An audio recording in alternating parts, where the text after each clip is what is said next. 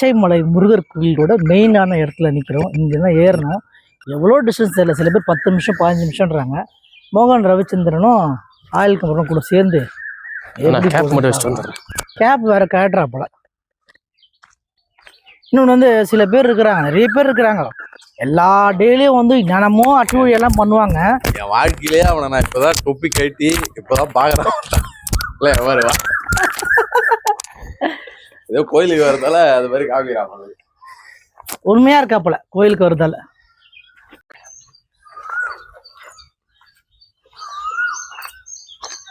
காமிச்சாங்க. ஆக்சுவலா உள்ள போன லெஃப்ட் சைட்லயே வந்து ஒரு கோயில் இருக்குன்னு சொல்லிட்டு, இது புத்து கோயில் மாதிரி இருக்கு. இது வந்து எப்படி ரொம்ப பழமையான கோயிலா இல்ல இப்ப நம்ம ஆளுங்களா உருவாக்கி கோயிலா? இது மேல நம்ம இவரு இருக்காருல்ல, குருநானா இருக்காருல்ல, நீ இதை பேசலாம் இல்லையா? இங்க ஒரு பாறை வந்து ஆக்சுவலா செதுக்குன மாதிரி வச்சுக்கிறாங்க. பாறையில வந்து கண்ணுல உருவாக்கி அம்மன் மாதிரி இருக்கிறாங்க. அந்த 2 பேர் வந்து இன்னமும் முக்கியமான கதை வந்து பேசிட்டு யாரு இது பண்ணுது? இல்ல இப்ப இவங்க வந்து இப்ப மேல போன பல கதைகள் சொல்லுவாங்க. ஆனா ஒரு உண்மையான கதை நேற்று தான் நான் தெரிஞ்சுக்கிட்டேன்.